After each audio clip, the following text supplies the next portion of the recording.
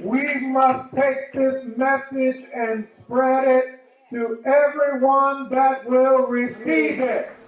I'm Dr. Sampson Davis. Before I go on, let me introduce myself. I'm the ER physician of the group. Blood and guts is kind of what I do. For some that excites, for others it grosses people out, so we'll leave that there. We're from Newark, New Jersey. And for those Newark, you know we're from Newark because we're not from, you say New York. When you're from Newark, this becomes one syllable, Newark. Like it's just, we take out a few letters and just make it, we shorten it. And Mary Baraki, yes sir, yes sir. And Raz Barak is now the mayor. So we grew up similar to Detroit. I mean, it's all the same city. We're all family. We're all the same community. And when we grew up, it was tough for us to imagine our lives being anything else but a statistic. Because we were surrounded by so much negativity. There was crime, people selling drugs, selling cars, selling dope. So how a young mind can aim for something that's a professional career when it's surrounded by so much negativity? It's almost impossible. It's almost impossible. So our friendship became the key ingredients from all that we lacked. No dad in the house, on welfare. I grew up in a 2-bedroom house with 5 siblings. So you know I didn't have my own room. I didn't have my own bed either. So we had heat in the summer and AC in the winter. Follow me? And so growing up, it was tough. And so I modeled myself after the streets. So when we talk about social injustice and incarceration, 1 out of every 3 black males have been through the justice system. Not as a lawyer, not as a judge. Right? African American males make up the majority of the jail system. So we have to do better. And we can't depend on outside sources to come in. We have to take care of our community. We have to take care of our community. So when I was growing up, when I was 5 and 6, 7 years old, education was cool. School was cool. If it wasn't cool, it wasn't gone. So school was cool. And back then, if I got out of line, child abuse was legal. So my mother would make sure she got me back in line. Right? You can't do that no more. So, I just have to preface that by saying that. But more importantly than that, if I did something to embarrass my mother down the street, you best believe Mrs. Johnson took care of me. And then my mother really took care of me when I got home. And I was a master. As soon as I hit that door, I would run into the bathroom, lock the door. We didn't have a lock. I put my foot on the door to hold it. So that was it. And the teacher asked a question, what's 2 times 2? I was excited. Pick me 4, pick me 4. What's the square root of 81? 9, pick me. But somewhere around the 5th, 6th, 7th grade, it's not cool to do well in school. It becomes this kind of message where if you're doing good in school, you're a nerd. But if you're causing mischief or mayhem in school, then you're the man. You're the man. And that's backwards thinking. We have to make it so that education becomes the foundation for all that we do, along with religion, along with family structure, and that, my family, will get us to where we need to be. And so for my young people, if they call you nerd, today begin an A on a test or a B on a test, that's fine, because they'll be calling you boss tomorrow. So embrace the academic excellence. And we spoke about friendship earlier. Our friendship has been through thick and thin. And we were friends from high school. We went to the same high school together, the same college together, the same medical and dental school together. We graduated, me and Dr. Jenkins graduated 4 times together because we started 7th grade. We met Dr. Hunt in 9th grade. And we all graduated each time together. So when we would go to a ceremony, people thought we hired a cheering squad because all our families would come together. You know how we do. One person walked across the stage, that's my baby! Because we celebrate, because in our community, when one graduates, we all graduate. We all graduate. So going through the system, and at age 13, I started to kind of fumble a little bit because, again, no dad in the house, trying to figure out my something about that 13. It's that teen after that number that starts to change. All of a sudden you go from a little boy to I'm a man. Until you get your butt in trouble, then you want to be a little boy again. But at 13, I was in trouble with the law. And at 17, again, I was in trouble with the law. And it was when I was 17 that I realized that my life was going to end if I didn't start to focus. And I had these two guys here who I knew in high school and went to the same high school together. But when the school would end, I would have to hop on 2 buses and go back to another side of Newark, where as soon as I get off that bus, the public bus, I had to walk with a different bop because I had to blend in with my community. I could not be perceived as weak or somebody would attack me. So I had to walk with a certain swagger. And that swagger, you know what I mean? That scowl on your face, you just looking mad for no reason. That's what got me in trouble. So at 17, I was given a second chance. We talk about social injustice.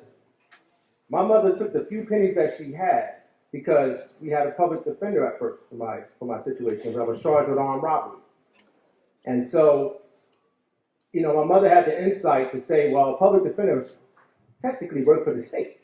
And it's the state who's charging. So she had the insight to go out and took the few pennies that she had, scrambled up, and hired a lawyer.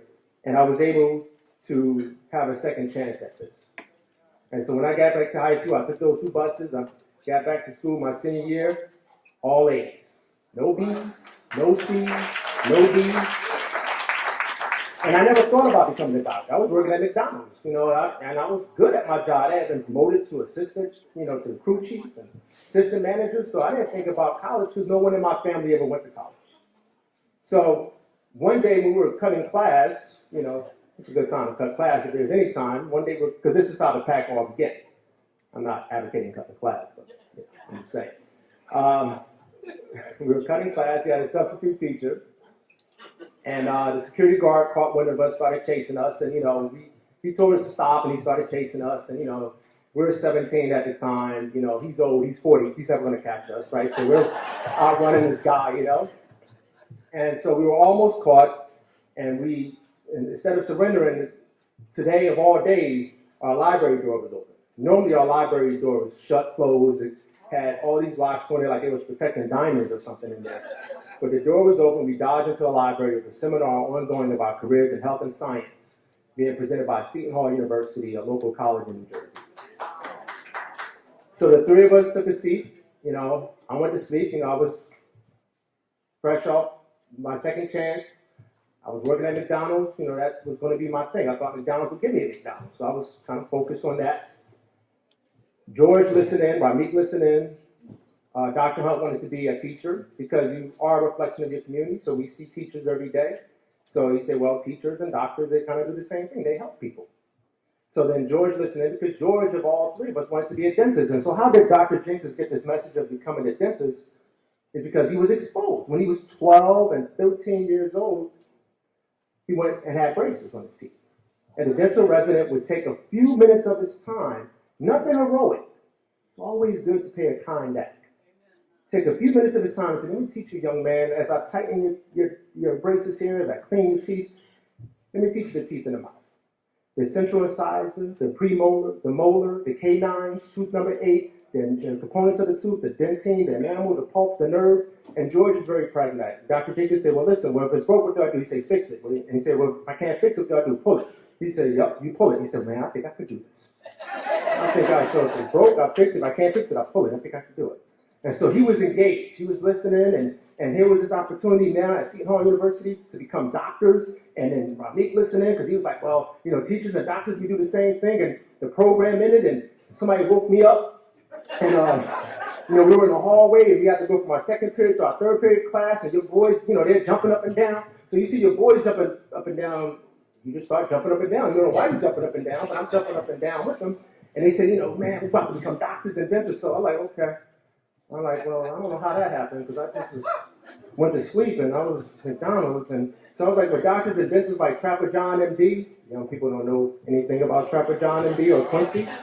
And they say, yeah, like Trapper John MD and Quincy. So I'm like, all right, cool. So and so I'm still jumping with it, but I'm not jumping as high because I'm still kind of like confused how we're going to become doctors all of a sudden. And so I'm like, all right, well, good. I'm going to become doctors. Okay, that's cool. So how long is that going to take? Is that going to be a year or 2? And they said, no, it's going to be 8 years. So I stopped jumping. You guys want to go to school on purpose. for 8 more years. Man, I'm glad I went to sleep, boy. So they're like, no, it'd be dope, it'd be good, it'd be cool because we can do it together. We can do it together. And so, young people, that's what friendship is. It's a responsibility. It's a social consciousness that you're going to look out for your better man. You're going to look out for your better woman. You're going to support them. So what, we didn't have dad in the house. So what, we grew up on welfare. So what, we had heat in the summer and AC in the winter. We had each other. So we stepped foot on Seton Hall campus, and we applied, we took the bus, and I stepped foot on the campus, and I was like, man, like it's another world. It was like a different universe. It was like I was on Mars. I mean, they had grass that was green. People would stop and say, hey, how you doing? And I'm from, that's a setup. I'm like, start checking my pockets, hey, how you doing? What that means. And so I got there, it was like, well, you're going to have cable. You're going to have a meal plan. I was already good with the meal plan, but they told me I'm going to have AC in the summer and heat in the winter. I was really good. So we enrolled in Seton Hall University. We were accepted. And again, it's about mentors. I look at the 100 Black Men. It's about mentorship. We had Carla Dixon, who was our mentor. There was a woman who was a counselor at Seton Hall University. As soon as she saw us, she already pegged us like 1, 2, 3. These 3 are mine.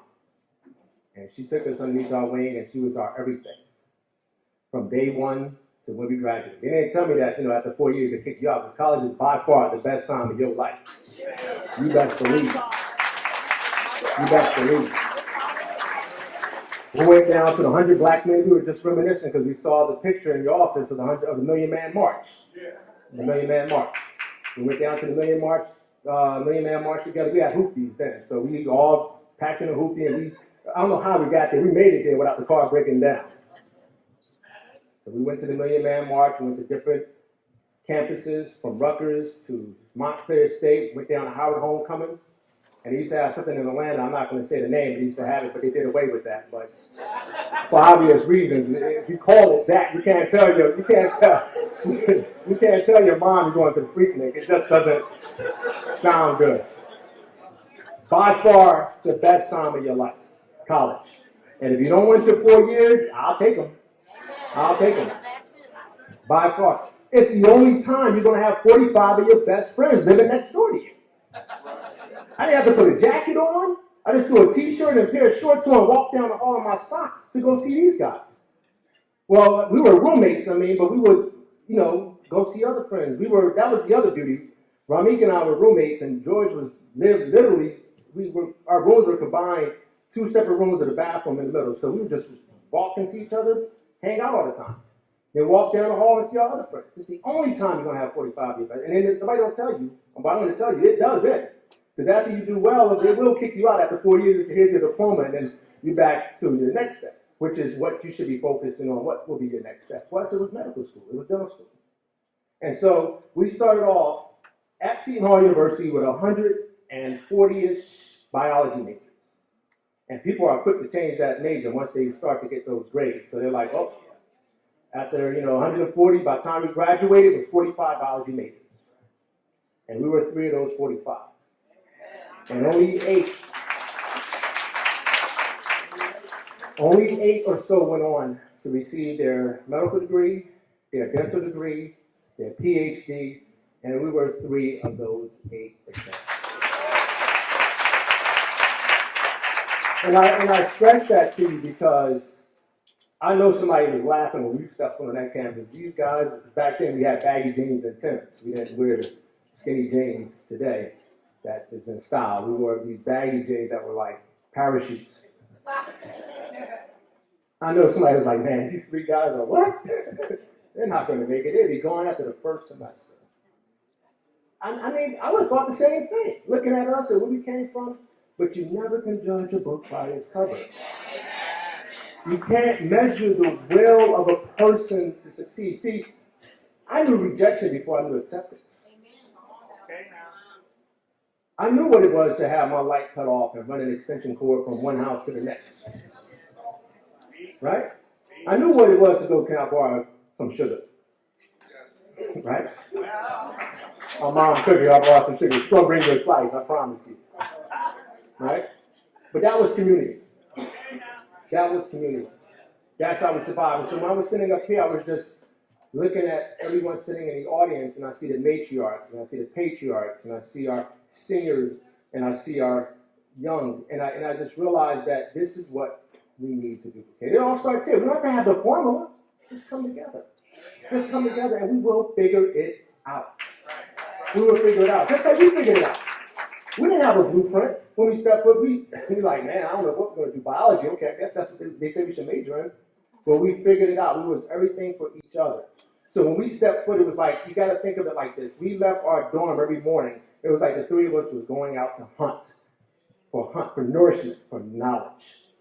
And we would come back to our rooms at night and we would share that knowledge with each other. Like we need scholarships. We took a big scholarship book because this is before the internet. We didn't have the internet back then. That was last century when we went to school. So we would divide that scholarship book into three, and each one of us would take a third and highlight, and we all would apply for the same scholarship. And I don't care if George got it, or if I got it, or if me got it, no one cared. One of us got it. And that's what it took for us to get through the process. That's what it took. So we went on to medical school and dental school, and I was like surprised. We got this letter like, you are accepted. I'm like, they're messed up now, boy. That being in medical school? Oh my God. I got there. Medical school was a different world. But again, we had one another. We had one another. So when we graduated medical school and dental school, we walked across the stage, and it was the closure of one chapter, and it was the beginning of another. We didn't know that. We didn't know we were going to form a foundation. We all came back to Newark. I went back to train in emergency medicine in the same hospital I was born in. And to be there now is a solution.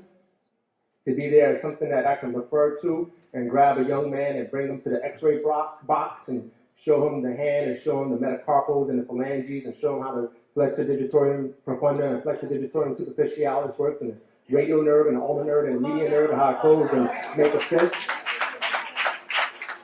And how you can have that one finger, but together that fist is more powerful. You're singing soul food. That fist is more powerful. So to have that, and we formed the Three Doctors Foundation our first year of residency. We joked because we really went out and sat with some lawyers and formed the foundation, a 501c3, a legit foundation. Not like the foundation some in my community, my people's.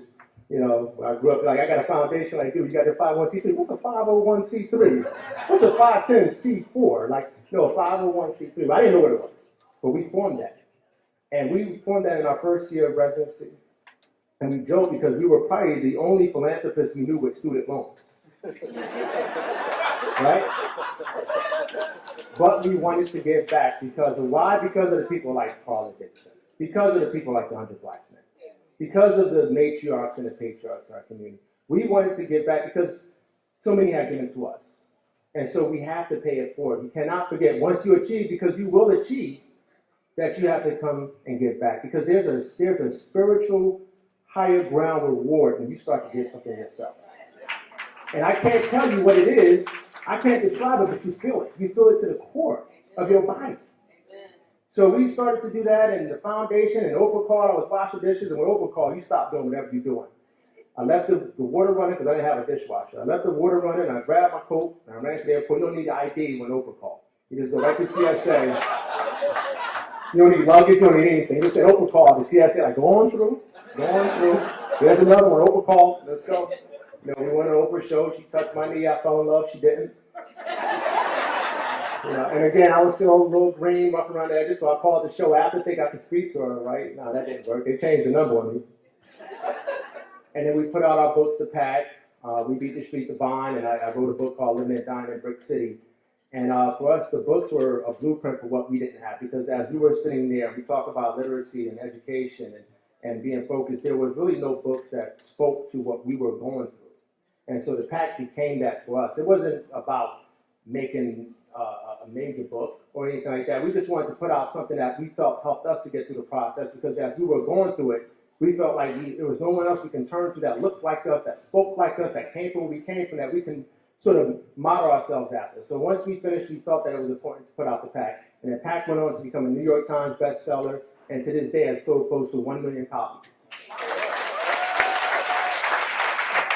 And it's not, to me, it's not it's a reflection of how these messages are so needed and so important, and it's the nourishment of our community, and it's the backbone of our community. We have to make sure that we continue to promote it. So that's the way we destroy social injustice. That's the way that we change the reflection from 1/3 of our black boys going to prison to 3 or 100% going to college. If we start to do that and make education the cool thing to do, because it is the cool thing to do.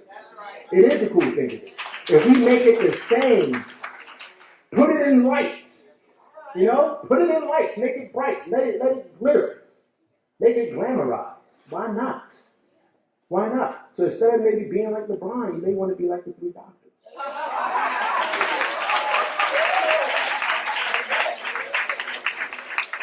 So we are on a crusade to make education a cool thing. We're on a crusade to change the reflection of what people think of our communities. To make it stand tall that we know that education is first, that family is first, that faith is first. We have to have a tremendous amount of faith and belief that we were going to get through. Because so many people told us, I told you about the people that supported us, but it was people who told us that we wouldn't make it through. So now, as I finish here, I once again want to thank you for hosting us and inviting us into your home. I mean, I would take my shoes off because I feel like I'm at home. That type of feeling. But as I pass the mic, I want to really encourage the young people. As I pass the mic, I pass the torch to you. It is up to you now. We're going to support you. We're not going to let you fall, but you got to put in the work. We believe in you. Set your sights high. Whatever you want to do. Go after that ownership. Go after that law degree, that medical degree, whatever you want to do. Be whatever you want to be. But do it together. Support one another. You go far, far beyond your imagination, I promise you. Far beyond your dreams. Thank you. Good afternoon, everyone. Thank you guys for having us. I'm going to do my best to be quick, and we never, ever pull it off. We never, ever pull it off. I'm trying my best to make sure we have time for Dr. Hunt to give you guys some words as well. But that was a wonderful speech by Dr. Davis and a really, really good segue to what I'm going to talk about. And I'm going to try to fit all of this in here, but for you adults, I'm kind of going to tune you out, and forgive me. But I feel like it's my social responsibility to talk to these young people. So I'm talking to you guys. I'm here really sometimes I feel like it's my social responsibility to shake you guys out of that fantasy. There's a lot of times, a lot of you guys moseying through high school. You don't really have an idea of what you're getting up every day for. What all of these minor decisions that add up to the quality of what your future is going to be. You don't really understand the implications of what you're doing. Sometimes you go to school and it's like taking out the garbage. It's just a chore. And you're there just passing time. But I need you to understand that you're building your future. And that's what all of this is about. Every piece of information that your teachers are giving you, every piece of information that your pastors and everyone, your counselors, your parents, all of us, we want you to understand the quality of the future that you can have and how much is in your hands and how smart you are. I need all of you guys to understand how smart you are. I'm going to say that a bunch of times because you're going to need to believe that.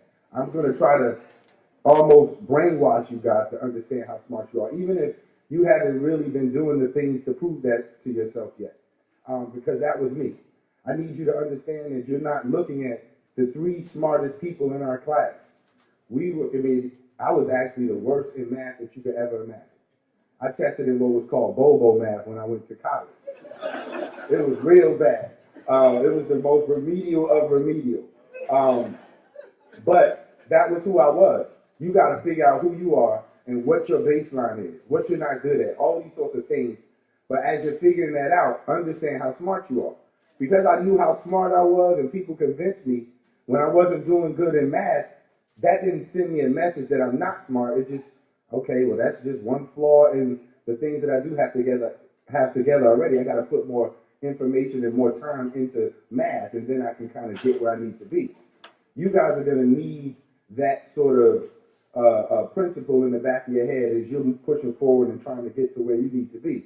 And I also need you to understand that it looks differently. Sometimes when I was in school, I would look next to me myself and I would see someone who could really get the material really fast. And then I'm looking at myself and it took me, I was a little slower with getting the material. Ramit could look like he could read it one time and he could go and take that test in my head and get an A. And I got to go somewhere and I got to read it like 4 or 5 times and I'm looking like, I can't get it that fast. Maybe he's smarter than me. Something's up, because he's so fast. But I want you to understand your smart looks different than your smart. And it looks different than your smart. So, but all you guys are smart. And what matters is you got to figure out who you are. You got to figure out who you are as a student. Are you the type that needs to study in the morning? Are you the type that needs to study in the afternoon? Are you the type that needs to read it 4 or 5 times? You got to discover that about yourself. Are you the type that only needs to read it 2 times? But if you need to read it 2 times and you go read it 2 times and get an A, and you need to read it 4 times and you know that, and you go read it 4 times and you get an A, both of you are equally as smart. You got to understand that that's how it works. All of you guys have your own talents that you have to kind of look deep within yourself and pull them out and use each other to pull them out. We use each other to tease out those things that I never knew I could study for 8 hours until I saw Sam study for 25 hours straight. It was like he would have a gallon of coffee. And I mean, look, I'm not even going to say I got up to 8 hours. I'm going to keep it real. Maybe 6, but that was better than my 2. It made me better by the quality of people that I had around me. So that's what we want you guys to do as well. Make sure you surround yourself with positive people. They're going to bring much more positive out of you than you ever knew you had in you. There's a lot of friends of ours that are in jail right now. Some of them actually pulled the trigger. And I know they're sitting in jail right now, like, how on earth did I get here? I never, and I'm looking at it as well, like, how did you kill somebody? But they hung around negative people who brought more negative out of them than they ever knew they had in them. And the same thing happened to you if you flip that and you surround yourself with positive people. They're going to bring more positive out of you than you ever knew that you had in you. And what I really want you to be prepared for is that day that the rug gets pulled out from under you. That day that, like I'm sure right now you play your PlayStation or your Xbox, you got the nice Wi-Fi going on in the house, you got, all of your bills are paid. You got a cell phone that you probably don't have a clue how it gets paid every month. But one day you're going to have to pay for all of these things that you enjoy. And your parents are preparing you for that day that rug gets pulled out from under you, and all of the decisions that you made and all of the times that you cut class or all the times that you actually paid attention and did your work. All of that's going to come to a culmination. And right at that moment, did you do what you were supposed to do when that rug's pulled out from under you and you were expected to pay your own way? Because if you did, you probably are going to have the resources that you need to pay your bills, to have a car, to pay your car insurance. These things that you can't even dream about now is going to be your responsibility. But if you didn't, you're going to be like 25 years old when you wake up and you look around like, I've been cutting up my whole life and now it's on me. And you don't have anything in your life that prepared you to take care of yourself and to have a skill or whatever it is you need to go out there and make some money to take care of yourself. That's all of what we want you to do. Be prepared for on that day when that happens. We want you guys to be prepared. We want you to have listened to these messages that people are giving you. We want you to have tried your best in school. Start now. I didn't realize that I was going to really focus on education. I might have been in the 10th or 11th grade before I was really, really focused. And I wasn't really getting the best grades. I might have been a 2.7 student all the way through high school. But once it clicked, I was just determined to just keep building and keep getting better. And I was a better college student than I was in high school.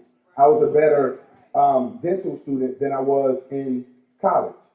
I went like a fool, but I don't want to say that. I'm back in school now.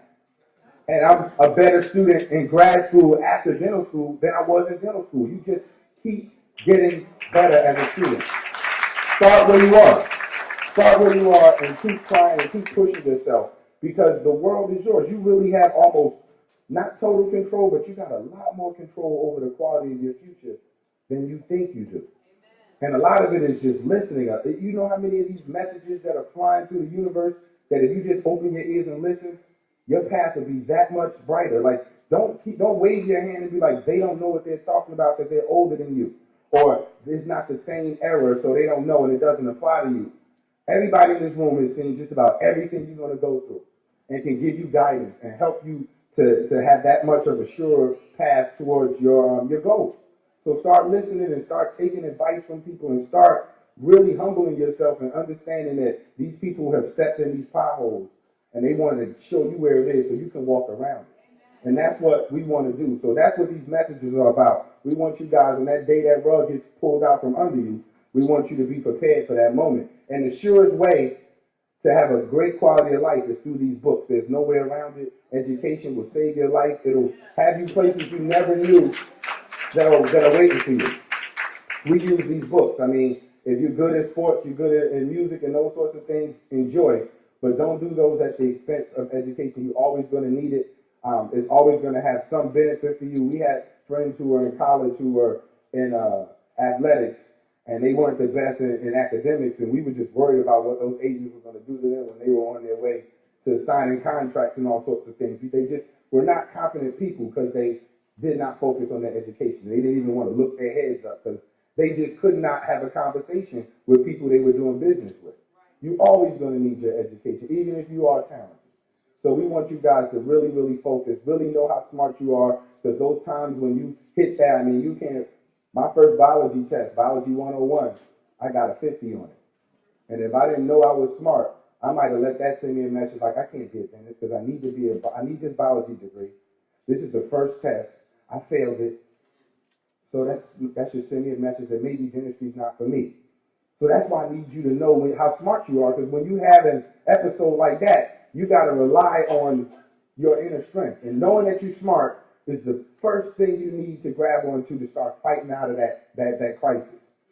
And there's a solution to every academic issue that you come up with, that you run into. You just have to be really resilient and really determined to figure it out to get past it. You guys can handle anything that they throw in front of you. You got to believe it and push yourself and do it. We know you guys can do it. And when you're done, and when you accomplish your dreams and all of the things that you heard, you went out there and used, we charge you guys with turning around and making sure you tell some young people behind you, the things that you found, so they can have an easier time towards getting towards that goal. Because that's what my mission is just to try to reach as many young people as we can and get them to be productive members of society and out of that criminal justice system. And the more of us that infiltrate these different industries and these different halls, I'm tired of being the only one in Columbia that looks like me. I'm tired of it. And I'm the only, in my class at Columbia, I'm the only black male in there. I'm not comfortable with that. I need to see some of y'all in there. So that's what we are trying to push. So the next class in 10 years, it can be that much many more of us going into these industries, calling some shots, putting some attention to the things that matter to our community. I'm going to have to get Dr. Hunt, so I could keep going forever. Thank you guys for your attention. I only got 2 minutes, so I'm gonna try. I'm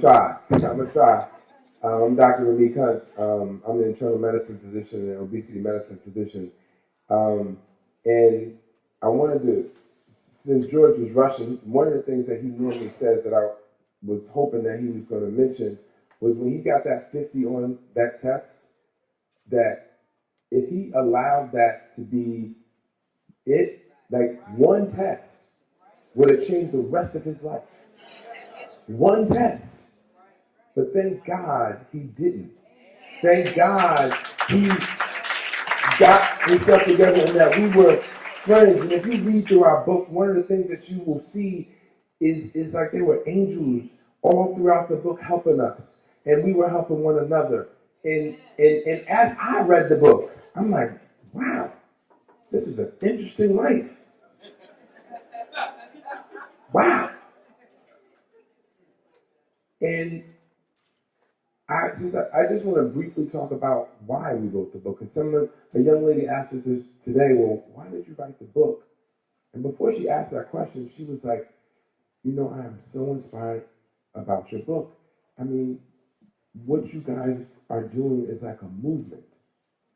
And then later she said, well, why did you write the book? And I said, you answered the question before you asked it. because we want to start a movement. We want to inspire people. And it's really about why we were scared to write the book. And now you got to go back to we're 3 black men from Newark who still a little rough around the edges, still got a little bop. I'm trying to straighten my bop up, but still got a little bop. Still got a little, you can just like, you from down south and you have a certain accent. They know we from Newark. Because I just said they know we from Newark. I didn't say they know we from Newark. So they know. So I'm still trying to clean up, and I'm still, mind you, trying to prove myself.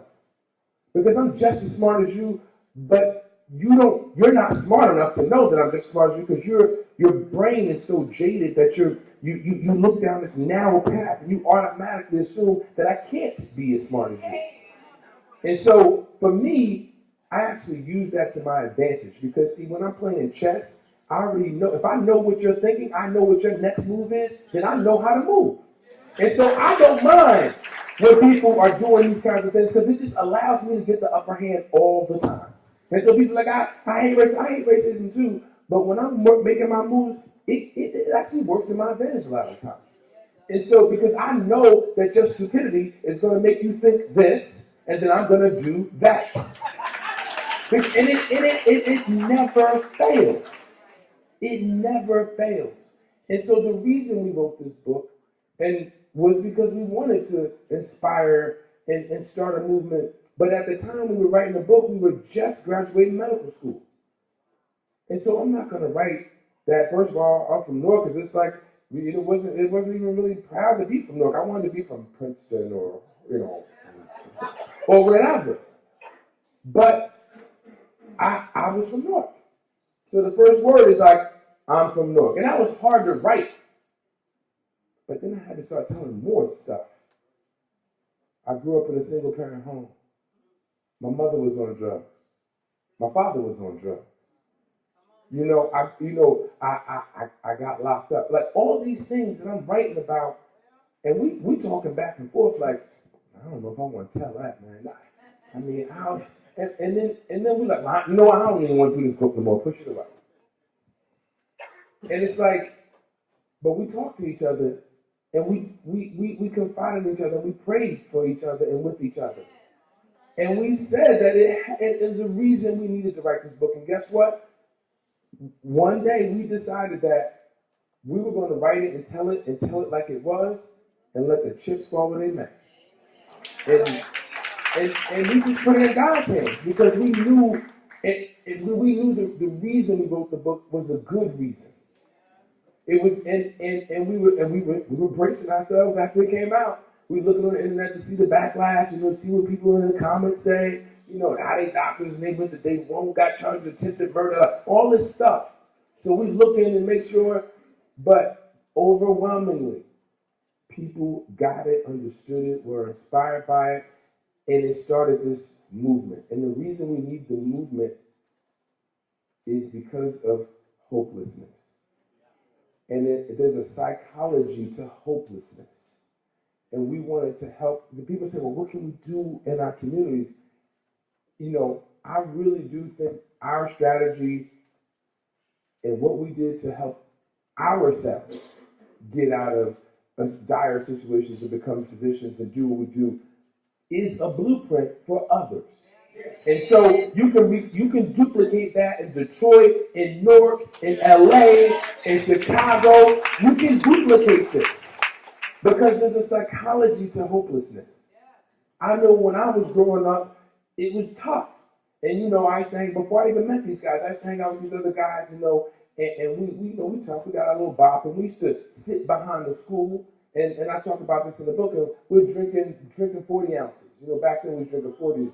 And so one of my friends, a crack kid come up to him, and one of my friends selling crack, and so he goes, I want to buy some crack off you. He's like, well, I'm going to sell you this crack, but you better not smoke the crack back here, because this is a school zone, and you can't be smoking crack in the school zone.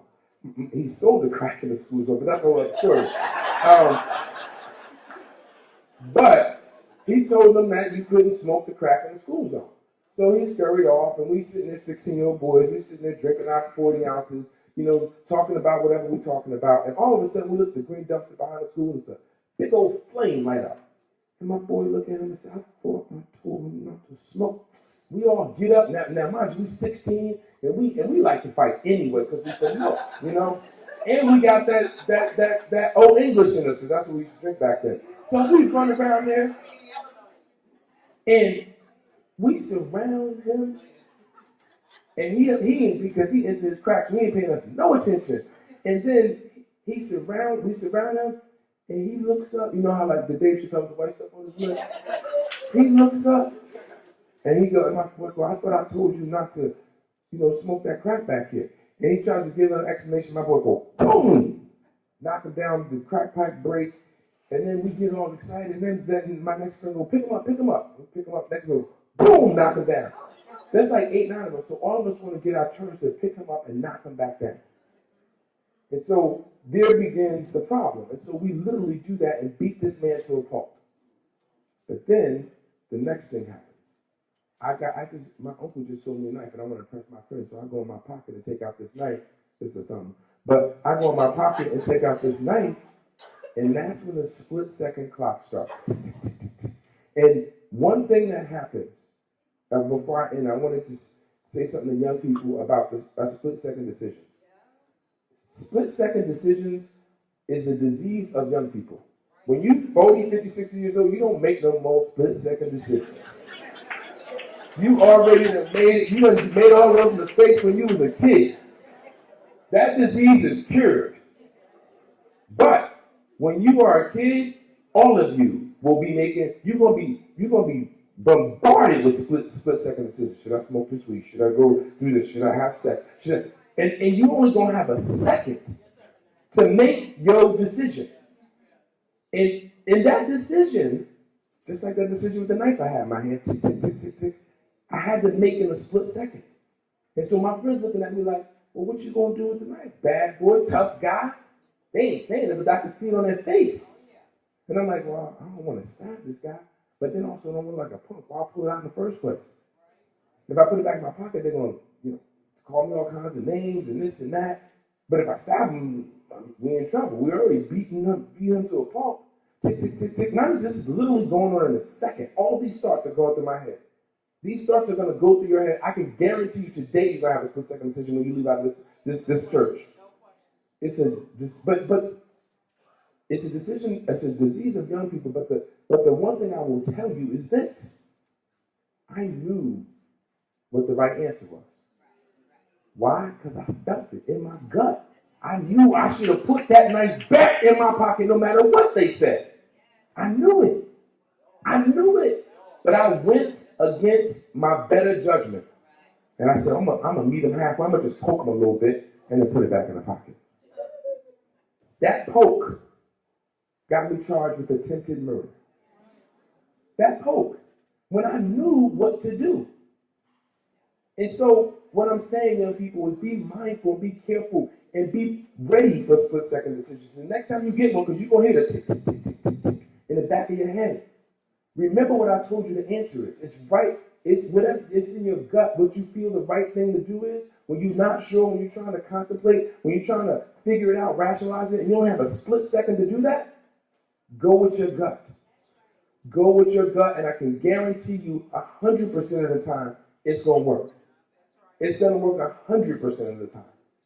Because a lot of times we are so hopeless in our communities that we want to just do whatever and be crazy and go, wow. But that's not going to get you your car, your house, none of that. And I think the psychology of hopelessness gets it to the point where we just don't care. And you see all the stuff around you that is going on, it's hard to care. If you look at a kid and you ask him in first grade what he wants to be, everybody hands go up. I want to be a lawyer, I want to be a doctor, I want to be this. But if you fast forward that to the 8th grade and you ask them that very same question, what you want to be when you grow up, the answer is much different. I don't know. I'm just trying to make it. You trying to make it in the 8th grade? So what happened? Like, why in the First grade, he was excited, but now in the 8th grade, he's just trying to make it. But he's seeing things that's going on around him in his life. You know, I was the same way. I was like, it was great. And then I'm seeing my family on drugs. I'm seeing people getting locked up. You know, I'm in the house. I didn't realize I was poor, you know, because we couldn't afford the last OR. But I didn't realize I was poor. But because like when I lived with my grandmother, the young lady said, well, why'd you move around a lot? Like, because we got evicted. And I didn't realize at first. I just thought, oh, I'm going back to live with my grandmother. It's going to be fun. All my cousins did because they got kicked out too. And then we got to sleep in the same bed. It was like a slumber party. You know, it was great. And it kept us warm, you know, because we had no heat in the house, but I didn't know any better. So and then somebody pee in the bed, then it's like, you know. But then you just flip the mattress, because that's what we do. We flip mattresses and we keep it moving, right? And then I go downstairs and get dressed in the kitchen, because the only heat we had was in the oven, so I had to pot on the stove, wash up, and go to school. I had no idea that meant I was poor. But as I got older, I started realizing what this meant. And then the psychology of hopelessness started to creep in. And it's like, it likens it to a battlefield. Just imagine if everybody on this side was in a battlefield and you had to get to the end of this room. But every time you watching somebody run across the field, boom, somebody shoot them, they drop dead. And then somebody's like, I'm going to make it because we got. And then boom, next person goes. And somebody goes, boom, and they drop dead. And then time after time after time after time, you see people dropping dead. And you're going to do one or two things. You're going to run and try and just assume that you're going to get killed because everybody before you get killed, or you're going to sit in the same spot and die. Come on now. Either way, you have become hopeless. And you have decided that you will die. And so you will do reckless things because you are hopeless.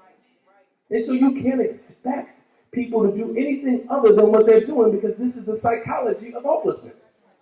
And so we have to do something to help that. So look at that same battlefield. And you see these three guys who are determined. They saw the same power, people dying. But you know what? We got sat together and we figured, you know, there's something over there, a little big old rock. I'm gonna try to just get to that first rock. And the one first guy gets to the first rock, pow, and they miss him because he's standing behind the rock. He just made it to the rock. And then there's another rock, pow, and he makes it way over to the other side. The first and only person to make it to the other side. And he got two more friends who they're gonna try to. They figured out how they're gonna do it together. And the guy on the other side diverting the sniper, so he goes. And by the time he turns around, he gets behind the rock, and all three of those brothers make it to the other side. And then, so people start to look up, and they start to smile, and they start to see sunshine. They start to see hope. And then you say, hey, you can do it too. I'm going to help you see. I'm going to show you how. And that's what the pact is all about. That is what we've been doing for the last decade. We want to write the prescription for the cure to hopelessness. And that's all we're doing. We're trying to tell our story and tell how we've done this so that these young kids can get inspired again, so that they can have faith and know, because you got to step out on faith in order to make it out here nowadays. It is difficult. If you know that you're going to go from point A to point B, and you don't know how sturdy that plank is on point B, that you might fall, the only way you're going to take that step is if you step out on faith. And the God is going to make that plank strong, and it's not going to break. And so we are living here. This is why we try to keep it. So someone says you should go to Toastmasters so you can learn how to speak with etiquette. And no, I don't want to speak like nothing else. Just how I speak. How about that? Right? Because that's not going to let these my young kids here think that I'm from the same hood that they're from. They're not going to know that. They need to know that I grew up just like they did. They need to know I don't went through the same bull that they went through. They need to know that so that they can identify themselves with me and say, you know what? I want to be like him. You know, I want to be this. You know, I want to be like. I want to be like Mike. I want to be like the three doctors. Like I want to be like they can do it. Look, because there's no excuses. Well, you know, I'm growing up in a single parent home. It's tough out here. I grew up in a single parent home. But well, but my mom's and pops on drugs. So were my parents. Well, but I got this charge, man. I don't know, what I'm saying? I don't have a record. I had a record too. And guess what? I am a doctor today. No excuses. No excuses. No excuses. Thank you. What is happening here today is a seed that has been planted into our minds and our hearts, and we pray that it will grow and go forth and bear much fruit.